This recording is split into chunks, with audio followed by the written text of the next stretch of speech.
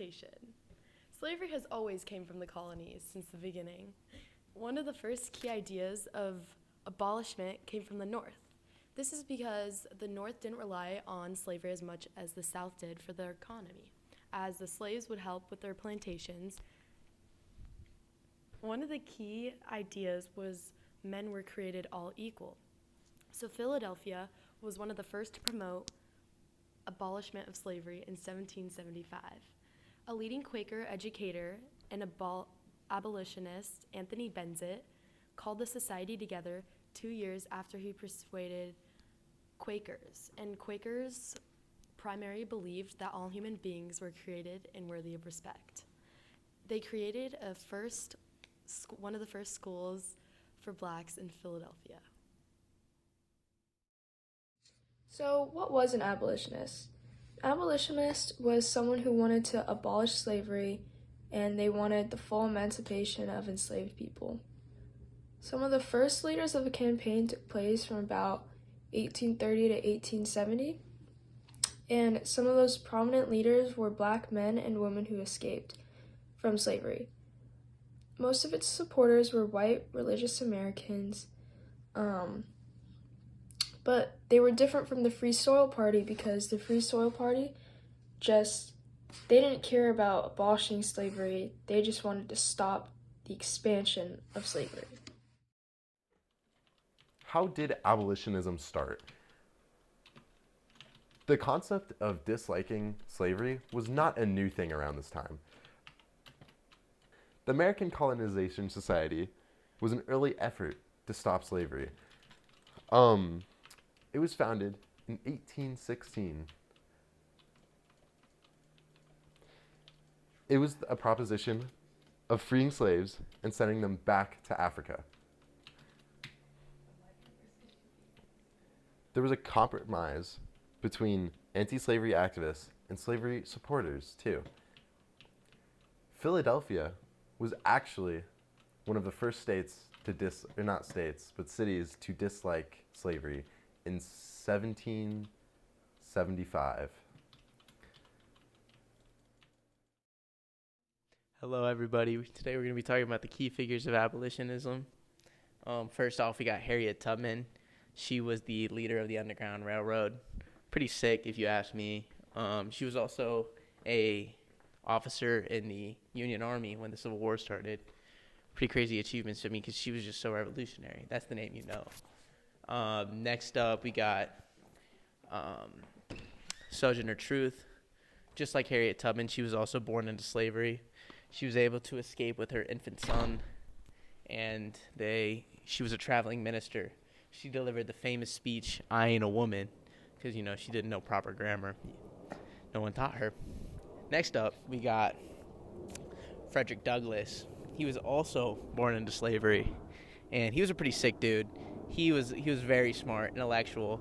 He wrote a lot of autobiographies, and those had a lot of impacts on people who were kind of on the fence about slavery. They really made them think, like, man, slavery's a bad thing. Next, we've got William Lloyd Garrison. He wrote The Liberator. And The Liberator, very impactful newspaper. It was banned in the South. It also, it just also swayed opinions on slavery. Then we've got Harriet Beecher Stowe.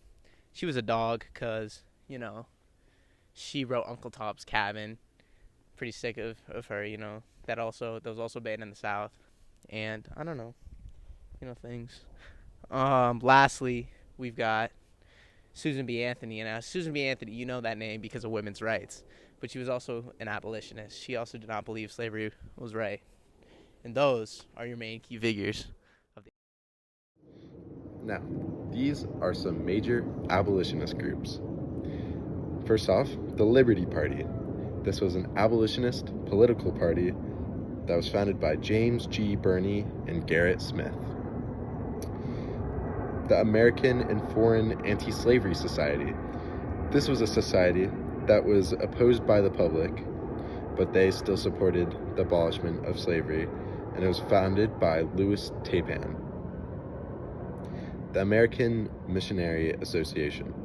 This was a Protestant-based abolitionist organization focused on abolishing slavery, the education of African Americans, promoting racial equality, and they also would spread Christian values and other stuff like that.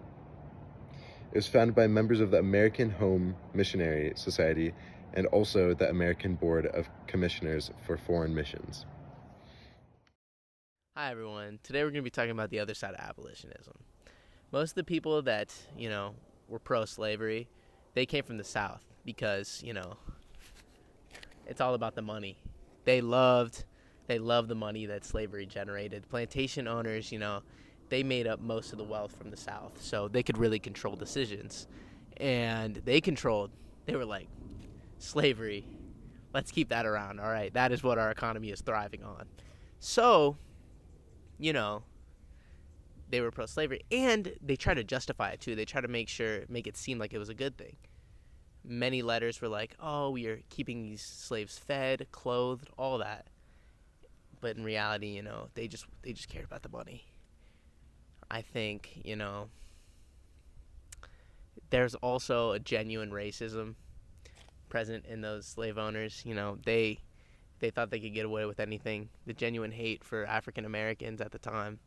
And I mean, it continued for centuries after. It's just truly heartbreaking. The Missouri Compromise. The Missouri Compromise allowed Missouri to become a slave state, and it further provoked anti-slavery sentiment in the North. The law tried to address the growing sectional tension over the issues of slavery. By passing the law, the U.S. Congress admitted Missouri to the Union as a state that allowed slavery and Maine as a free state. Also, banning slavery from the remaining states of the Louisiana Purchase, located north of the southern border of Missouri. This would stay for just about over 30 years before it was repealed by the Kansas-Nebraska Act of 1854. All right, squad. So the main thing about slavery, about abolitionism in the first place, is the economic implications, okay? You know what I'm saying? Okay?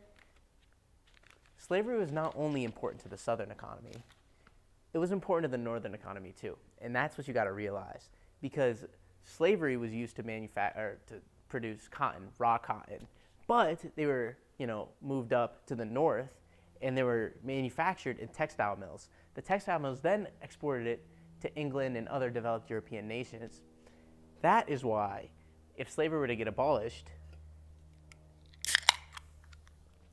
it would have effects on the national economy, not just the southern one. The slave trade was also a big part of the southern economy, but because they abolished the Atlantic slave trade, it was all internal. Therefore, sometimes some shady stuff went down all in the South, about people bringing in, slaves from the North and all that. So, how did abolitionism separate the North and the South? Well, as it gained popularity, it caused increasing friction between the North and the slave-owning South. Critics of abolition believed that it contradicted the U.S. Constitution and that slavery should be left up to the option of the states. Abolitionism was illegal in the South because, it was most prominent there, and President Andrew Jackson banned U.S. Postal Service from delivering publications that supported the movement because he didn't want it, spreading. And in fact, abolitionism was hated so much that in 1833, a white student named Amos Stress, who went to Lane Theological Seminary, was publicly whipped in Nashville, Tennessee for possessing abolitionist literature. Hello, everyone. Now we're talking about slave-related violence, okay? There was a lot of this. The first one we're going to be talking about is the Kansas-Nebraska Act, okay? That split Kansas into two states, and both of them had popular sovereignty over whether they could be a slave state or not. And because of, the act of who's voting and who's not, And about what? There was a lot of violence that broke out because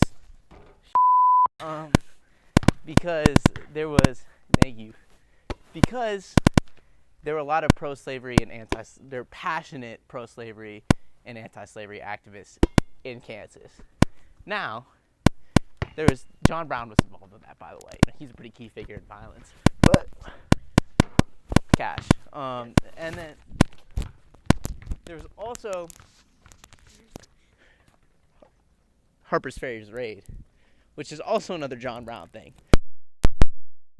Anti-slavery activists led an attack on Harper's Ferry, which was a military locker, basically, sort of thing. It had a bunch of weapons, and it was in the South. And they led a raid on it, and not cash, and they just took all the supplies from it. Now, John Brown had a huge part in this, because he's the one who organized it. He also organized it with a bunch of freed slaves. The third one that I'm going to be talking about, this one's crazy. I don't know if y'all have heard about this. It's called the caning of John Summer Walker. And he was a northern, thank you, Vanessa. He was a northern, congressman, senator. And just dead in the middle of Congress, he just got beat to death, okay? Absolutely destroyed by a pro-slavery congressman. And the one that did the beating just got to walk free. Now, you know what that isn't? Wait a sec.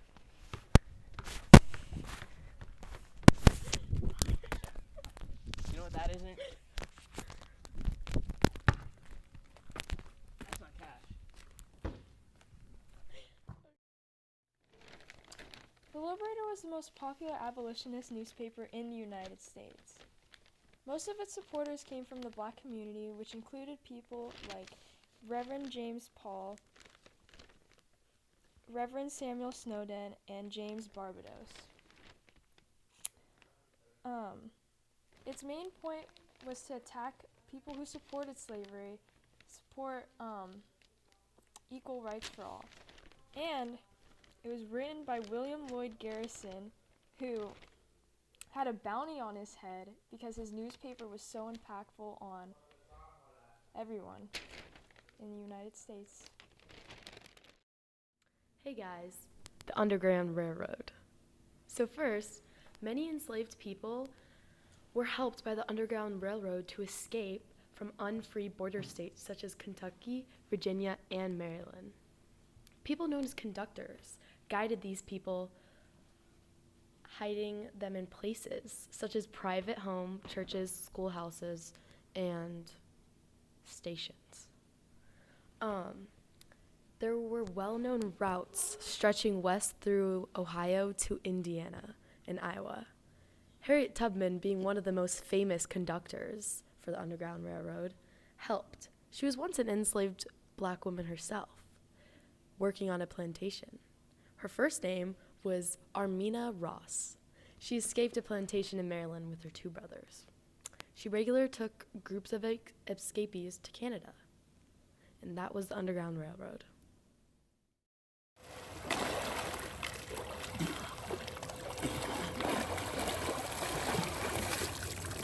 So, abolitionism they could say they succeeded after the 13th, 14th, and 15th Amendments. These amendments would abolish slavery, and